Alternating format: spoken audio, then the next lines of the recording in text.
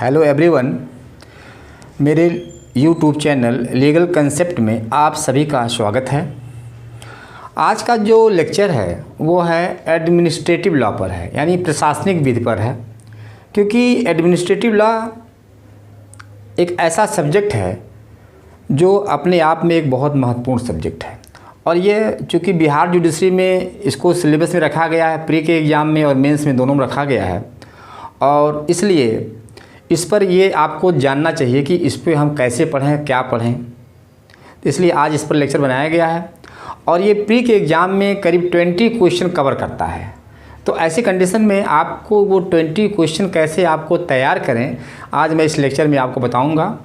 इसलिए मैं अब स्टार्ट करता हूं। लेकिन इसके पहले एक चीज़ कहना चाहूँगा, एक बात, कि वो लोग जिन्होंने मेरे यूट्यूब चैनल को अभी तक सब्सक्राइब नहीं किया है तो उसको पहले सब्सक्राइब कर दें, बेल आइकन को प्रेस कर दें, और इसके साथ साथ कमेंट और लाइक भी करें, ताकि उनका यह ऐसा करने से मुझे निश्चित इस बात से महसूस होगा कि मेरे YouTube चैनल को आप लोग पसंद कर रहे हैं, ताकि मैं अच्छे से अच्छा YouTube आपको चैनल प्रोवाइड कराऊं, वीडियो बनाऊं, ताकि आप उससे लाभान्वित हो सकें। तो ठीक है, अब स्टार्ट करते हैं, देखते हैं क्या है। तो यहाँ पे देखना क्या है कि एडमिनिस्ट्रेटिव लॉ, इसका एक परिचय, इंट्रोडक्शन क्या है, इसको मैं बताता हूँ आपको। अब देखिए, पहली बात ये जानना है कि एडमिनिस्ट्रेटिव लॉ क्या होता है, यानी प्रशासनिक विधि क्या होता है।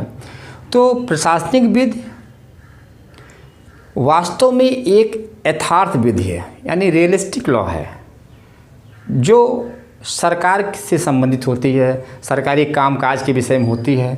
इसको विभिन्न विद्वानों ने इसको अपने तरीके से परिभाषित किया है, ठीक है। और प्रशासनिक विधि और संवैधानिक विधि में क्या अंतर है, एडमिनिस्ट्रेटिव लॉ और कॉन्स्टिट्यूशनल लॉ में डिफरेंस का, इसको भी यहाँ पे भी बताएंगे, ठीक है। तो अब देखिए, अब इसमें क्या कहा गया है।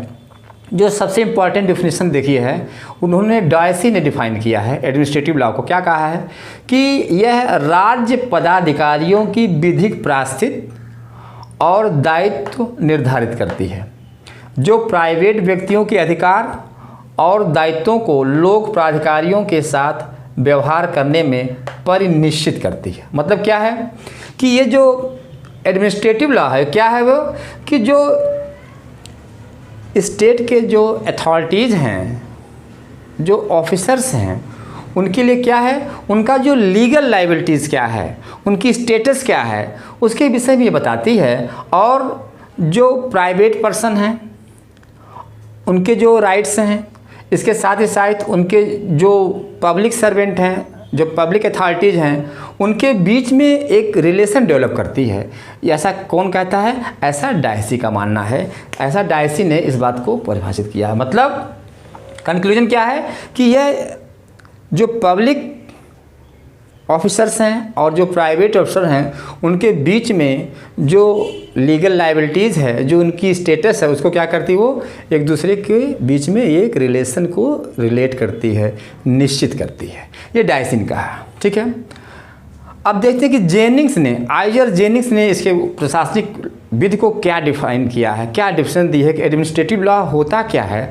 तो जेनिंग्स का मानना है, जेनिंग्स ने क्या कहा है, जेनिंग्स का मानना है कि प्रशासन से संबंधित, यानी कि जो एडमिनिस्ट्रेटिव लॉ है, प्रशासनिक विधि क्या है, वो क्या है, प्रशासन से संबंधित विधि है। पहली बात, इसमें प्राधिकारियों के गठन, शक्तियों और कर्तव्यों को अवधारण किया जाता है। तो इन्होंने साफ साफ क्लियर कर दिया कि जो एडमिनिस्ट्रेटिव लॉ है, उसका जो बेसिकली उसका रिलेशन किससे है, एडमिनिस्ट्रेशन से है। एडमिनिस्ट्रेटिव लॉ का रिलेशन किससे है, एडमिनिस्ट्रेशन से है, ठीक है।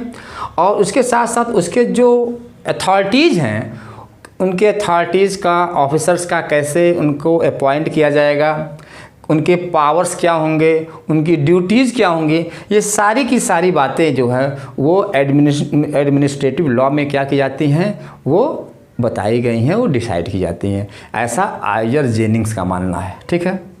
अब देखते हैं कि वेड जी ने एडमिनिस्ट्रेटिव लॉ को क्या डिफाइन किया है। ये सारी डिफिनेशन आपको याद रखना होगा, क्योंकि प्री के एग्जाम में ये डिफिनेशन पूछ जाता है। ये दे देगा कि इसको किसने परिभाषित किया है, हु हैज़ डिफाइंड दिस। तो इसको आप अच्छे से तैयार करना है। अब देखते हैं कि वेड ने क्या परिभाषित किया है प्रशासनिक विधि को। तो वेड जी का मानना है कि प्रशासनिक विधि क्या है, सरकारी शक्ति के नियंत्रण से संबंधित विधि है। देखिए इन्होंने साफ साफ क्लियर कर दिया कि जो एडमिनिस्ट्रेटिव लॉ है वो क्या है कि जो गवर्नमेंट की पावर है उसको कैसे रेगुलेट करना है, कैसे कंट्रोल करना है, उससे संबंधित लॉ है।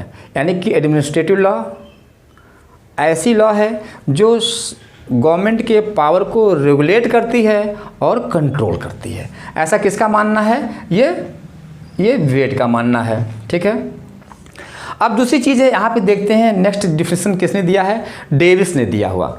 डेविस का क्या मानना है कि प्रशासनिक विधि प्रशासनिक कार्य के न्यायिक पुनर्विलोकन को विनियमित करने की प्रक्रिया बताती है। मतलब देखिए ध्यान से कि जो एडमिनिस्ट्रेटिव लॉ है वो क्या है, यह वास्तव में जो एडमिनिस्ट्रेटिव वर्क है, जो प्रशासनिक कार्य है, उसके लिए क्या है, उसका कैसे जुडिशियल रिव्यू किया जाता है, कैसे न्यायिक पुनर्विलोकन किया जाता है, उसकी प्रक्रिया बताता है, उसकी प्रोसीजर बताता है। ऐसा मानना है डेविस का है। तो ये आपकी जो है ये जो 4 डिफिनेशन दी गई है, आप इसको बहुत अच्छे से तैयार रखेंगे और बहुत ही महत्वपूर्ण है एग्जाम के पॉइंट ऑफ व्यू से।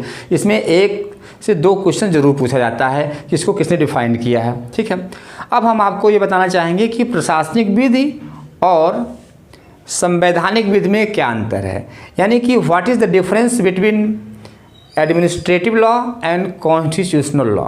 इसको मैं बताता हूँ आपको यहाँ पे। तो आप देखिए सबसे बड़ी चीज़ है कि हम देखेंगे कि प्रशासनिक विधि और संवैधानिक विधि में बहुत कुछ चीज़ें कॉमन होती हैं, लेकिन उन कॉमन में दोनों में डिफरेंस जानना बहुत महत्वपूर्ण है। और बहुत इसमें क्या दिया है देखिए, तो इसमें इसका जो डिफरेंस पहले ये बता रहा है कि एडमिनिस्ट्रेटिव लॉ यानी प्रशासनिक विधि क्या है, यह कृत्यों और संगठनों से संबंधित है। ध्यान दीजिएगा, क्या है ये, कृत्यों और संगठनों से संबंधित होती है। जबकि कॉन्स्टिट्यूशनल लॉ यानी संवैधानिक विधि क्या है, सरकार के कृत्यों और संगठनों से संबंधित होती है। ये चीज़ को जानना बहुत ज़रूरी है कि जो सरकार के जो कृत्य हैं और उनके जो संगठन है उसके बारे में जो विधि बनाई जाएगी क्या है, वो संवैधानिक विधि होगी, वो कॉन्स्टिट्यूशनल लॉ होगा। तो ये पहला डिफरेंस है। दूसरा डिफरेंस क्या है कि एडमिनिस्ट्रेटिव लॉ जो है वो लोकहित पर ध्यान देती है।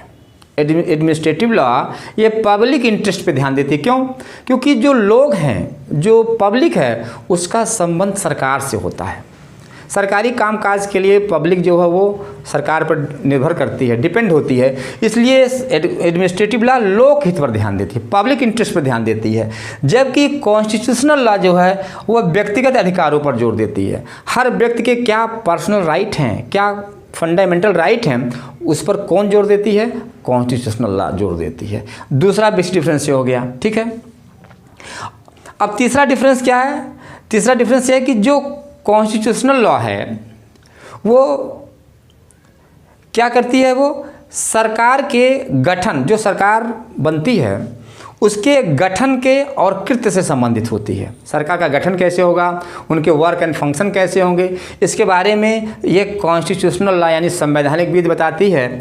और इसके साथ ही एडमिनिस्ट्रेटिव लॉ जो है वो क्या करती है, वो जो गठन हुआ है सरकार का उसके बारे में, उनके कृत्य कैसे होंगे, उनको कैसे चलाया जाएगा, इसके बारे में एडमिनिस्ट्रेटिव लॉ प्रावधान करती है।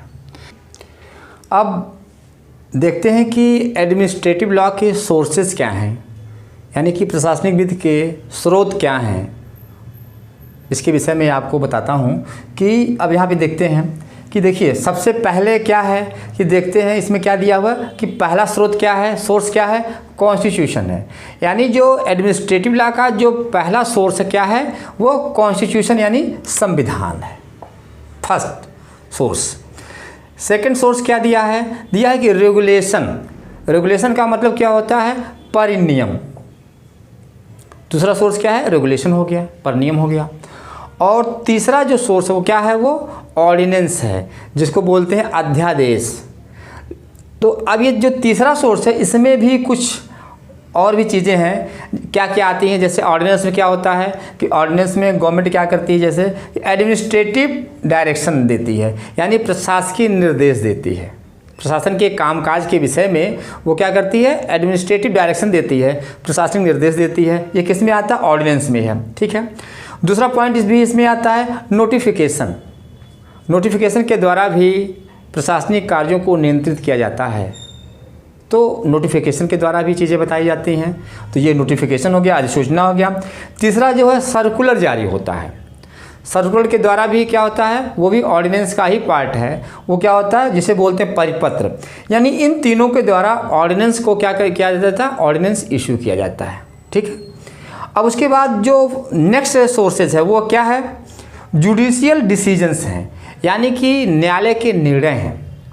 वो भी क्या हैं, उसको भी एडमिनिस्ट्रेटिव लॉ का एक सोर्स माना जाता है, जुडिशियल डिसीजंस को, न्यायिक निर्णयों को। ठीक है, उसके बाद जो लास्ट में दिया है वो दिया है डेलीगेटेड लेजिस्लेशन। मतलब क्या होता है कि जो प्रत्यायोजित विधान होता है इसको भी प्रशासनिक विधि का स्रोत माना जाता है, क्योंकि ऐसे विधान बनाने यानी नियम बनाने की शक्ति को डेलीगेट कर देते हैं, प्रत्यायोजित करते हैं, तो उसके द्वारा जो विधि बनाई जाती है वो भी क्या होती है, प्रशासनिक विधि का एक महत्वपूर्ण स्रोत होती है, यानी एडमिनिस्ट्रेटिव लॉ का एक बहुत ही इम्पॉर्टेंट सोर्स होती है। ठीक है, डेलीगेटेड लेजिस्लेशन। अब यहाँ पे आपको सोर्स के बाद क्या देखते हैं, सोर्स के बाद यहाँ पे देखते हैं कि कुछ ऐसी बुक्स हैं एडमिनिस्ट्रेटिव लॉ के बारे में जिसको अक्सर प्री के एग्जाम में पूछा जाता है। कभी मैचिंग करके पूछा जा सकता है, या कभी सीधे बुक का नाम दे सकते हैं, उसके जो है वो राइटर पूछ सकते हैं कि इस बुक के राइटर कौन है। तो कुछ इंपॉर्टेंट बुक्स उसको भी मैं आपको यहीं पे बता देता हूँ। ठीक है, अब जैसे एक बुक है डेलीगेटेड लेजिस्लेशन, यानी कि प्रत्यायोजित विधान की बुक है। इसको किसने, इसके लेखक कौन है, राइटर कौन है, ये सेसिल कार है। सेसिल कार ने डेलीगेटेड लेजिस्लेशन नाम की बुक को लिखा है। ठीक है, अब दूसरी बुक है justice and administrative law. Justice and administrative law मतलब न्याय और प्रशासनिक कानून। इसके लेखक कौन है, प्रोफेसर रॉबसन हैं। प्रोफेसर रॉबसन जो है इन्होंने कौन सी बुक लिखा है, जस्टिस एंड एडमिनिस्ट्रेटिव लॉ। ठीक है, फिर आते हैं जो तीसरी बुक है वो क्या है, न्यू डेस्पोटिज्म। न्यू डेस्पोटिज्म इसके कौन से राइटर हैं, लॉर्ड हिवर्ट। लॉर्ड हिवर्ट ने न्यू डेस्पोटिज्म नाम की बुक लिखा है, और ये प्री के एग्जाम में आपसे पूछा जा सकता है कि न्यू डेस्पोटिज्म बुक के लेखक हैं, दे दिया लॉर्ड हिवर्ट, लॉर्ड हिवर्ट दे दिया, सेसिल कार दे दिया, डायसी दे दिया, कोक दे दिया। तो वहाँ पे आपको बुक का नाम क्लियर कट याद होना चाहिए। ठीक है, अब इसके बाद जो है यहाँ पे ये चीज़ देखना है कि जो ड्राई एडमिनिस्ट्रेटिव का संस्थापक किसे माना जाता है। ड्राई एडमिनिस्ट्रेटिव क्या है, ये ड्राई एडमिनिस्ट्रेटिव फ्रांस की एडमिनिस्ट्रेटिव लॉ थी। फ्रांस की एडमिनिस्ट्रेटिव लॉ का क्या नाम था, ड्राई एडमिनिस्ट्रेटिव। तो उसको कौन संस्थापित किया था, कौन फाउंडर था, तो उसको नेपोलियन बोनापार्ट को ड्राई एडमिनिस्ट्रेटिव का फाउंडर माना जाता है। ये भी प्री के एग्जामिनेशन के पॉइंट ऑफ व्यू से बहुत इंपॉर्टेंट है। ठीक है ना, इसको आप अच्छे से आप याद कर लीजिएगा। ठीक है, और उसके बाद अब जब हम स्टार्ट करेंगे, ये तो आपका प्रशासनिक विधि का एक इंट्रोडक्शन था। अब हम आगे कुछ इसके टॉपिक्स हैं, जैसे रूल ऑफ लॉ है, सेपरेशन ऑफ पावर है, रिट्स हैं, इन और इसके सिलेबस में, इन सब चीज़ों को हम नेक्स्ट लेक्चर में बनाएंगे। आज के लेक्चर में इतना ही रहेगा। क्या रहेगा, अगले लेक्चर में बताएंगे रूल ऑफ लॉ के बारे में, बताएंगे कि रूल ऑफ लॉ क्या होता है, और वास्तव में ये पहले कोक की विचारधारा थी, जिसको बाद में डायसी ने क्या किया, उसको कंसोलिडेट करके इसको अपना एक सिद्धांत प्रतिपादित किया, जिसे रूल ऑफ लॉ कहा जाते थे। तो मूल विचारधारा कोक की थी, लेकिन इसको जो प्रोपाउंड किया, इसका जो इवॉल्व किया, वो किसने किया था, वो डायसी ने किया था। तो आज के लेक्चर में बस इतना ही है। अब हम नेक्स्ट लेक्चर में आगे के जो भी इम्पॉर्टेंट टॉपिक हैं एडमिनिस्ट्रेटिव लॉ के, उनको इसमें डिस्कशन करेंगे हम। धन्यवाद।